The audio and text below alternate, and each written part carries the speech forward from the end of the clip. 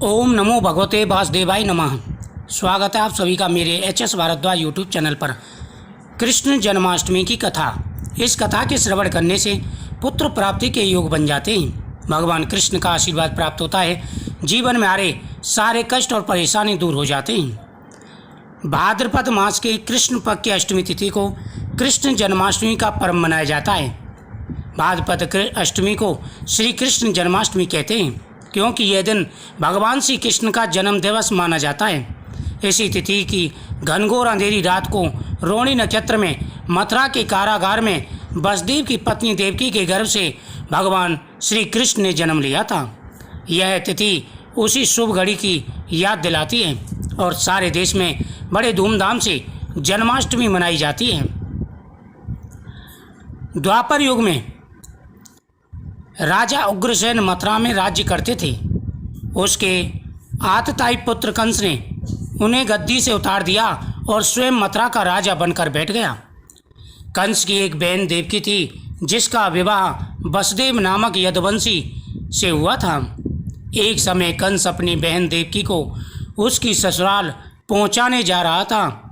रास्ते में आकाशवाणी हुई, हे कंस, जिस देवकी को तू बड़े प्रेम से ले जा रहा है उसी में तेरा काल छिपा है, यानी उसी के गर्भ से उत्पन्न 8वें संतान के हाथ से तेरी मृत्यु होगी। यह सुनकर के कंस वसुदेव को मारने के लिए उगत हुआ, देवकी को मारने के लिए उगत हुआ। तो वसुदेव जी ने वचन दिया कि जितनी भी उसकी संतानें होंगी वह लाकर के उसे दे देगा। तब देवकी ने उससे विनयपूर्वक कहा, मेरे गर्भ से जो संतान होगी उसे मैं तुम्हारे सामने ला दूंगी।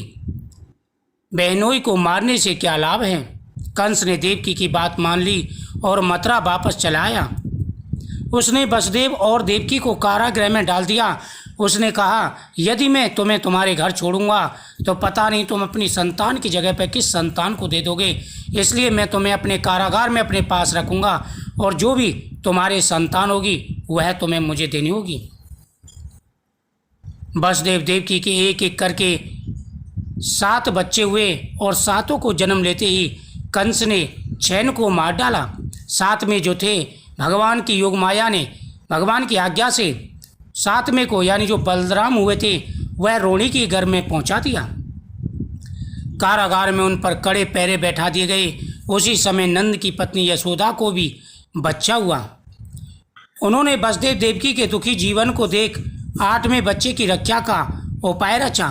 जिस समय वसुदेव देवकी को पुत्र पैदा हुआ उसी समय संयोग से यशोदा के गर्भ से कन्या का जन्म हुआ, जो और कुछ कोई नहीं भगवान की योग माया थी।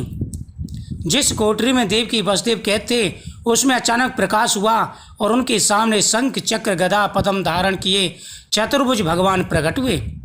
दोनों भगवान के चरणों में गिर पड़े। तब भगवान ने उनसे कहा, अब मैं पुनः नवजात शिशु का रूप धारण कर लेता हूँ। यानी भगवान पहले चतुर्भुजी रूप में उनके सामने आए और फिर वहीं के वहीं वह बालक बन गए। वहीं के वहीं उन्होंने कहा कि अब मैं बालक का रूप धारण कर रहा हूँ। उसी समय भगवान ने एक बालक का रूप धारण कर लिया। उन्होंने कहा कि तुम मुझे नंद बाबा के घर पहुँचाया आना और वहाँ जो कन्या जन्मी है उसे लेकर के आ जाना। तुम मुझे इसी समय अपने मित्र नंद जी के घर वृंदावन में भेजाओ और उनके यहाँ जो कन्या जन्मी है उसे लाकर कंस के हवाले कर दो। इस समय वातावरण अनुकूल नहीं, फिर भी तुम चिंता मत करो। जाते हुए पहरेदार सो जाएंगे, कारागृह के फाटक अपने आप खुल जाएंगे, उपंती अथाह जमुना तुमको अपने आप मार्ग देगी। उसी समय वसुदेव नवजात शिशु रूप श्री कृष्ण को सूप में लेकर के नंद गांव की तरफ चल दिए। उन्हें रास्ते में भयंकर आंधी तूफान का सामना करना पड़ा, लेकिन शेषनाग जी ने उनके पीछे आकर के उनकी रक्षा की। उसी समय नवजात शिशु रूप श्री कृष्ण को सूप में रखकर कारागृह से निकल पड़े। अतः जमुना को पार कर नंद जी के घर पहुँचे। वहाँ उन्होंने नवजात शिशु को यशोदा के साथ सुला दिया और कन्या को लेकर मथुरा गए। कारागृह के फाटक पूर्व बंद हो गए। अब कंस को सूचना मिली कि वसुदेव देवकी को जो बच्चा हुआ है वह 8वां है। उन्होंने बंदी गृह में जाकर देवकी के हाथ से नवजात कन्या को छीन लिया और छीन करके उसे देखते हुए कहा कि हे देवताओं, तुमने तो आकाशवाणी की थी कि मेरे बहन के 8वां पुत्र मुझे मारेगा, लेकिन ये तो कन्या हुई।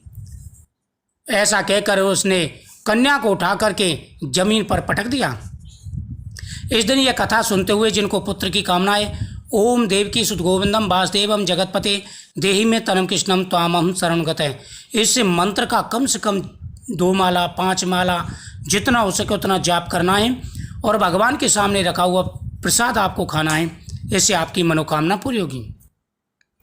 जैसे ही कंस ने उस कन्या को उठा करके पत्थर पर दे करके मारा, उसी समय वह कन्या आकाश मार्ग में चली गई और बड़े अट्टहास करके हंसने लगी।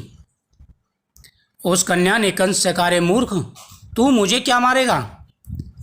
तेरे मारने वाला तो ब्रज में कहीं पैदा हो चुका है, अब तुझे बचाने वाला कोई नहीं है। ऐसा कह करके वो कन्या अदृश्य हो गई। कंस ने जब यह सुना तो वह बड़ा घबरा गया और उसने चारों तरफ अपने दूत भेजे। जब उसे पता चला कि जिस समय देवकी की कन्या हुई थी उसी समय नंद बाबा के यहाँ पर भी एक पुत्र ने जन्म लिया था, उसने अनेकों राक्षस भेजे भगवान श्री कृष्ण को मारने के लिए, लेकिन भगवान श्री कृष्ण ने सभी को यमलोक पहुँचा दिया। आखिर में भगवान ने राजा उग्रसेन को मुक्त कराया और कंस का वध किया। भगवान श्री कृष्ण ने अनेकों लीलाएं की, धर्म की स्थापना की, अधर्म का नाश किया। जब जब धर्म की हानि और अधर्म की वृद्धि होती है तब तब भगवान अवतार ग्रहण करते हैं। इस दिन इस कथा का जितनी बार हो सके उतनी बार श्रवण करना है और साथ ही पुत्र प्राप्ति के लिए संतान गोपाल मंत्र का जाप करना है। संतान गोपाल मंत्र का जाप करने से हर प्रकार की मनोकामना पूरी हो जाती है।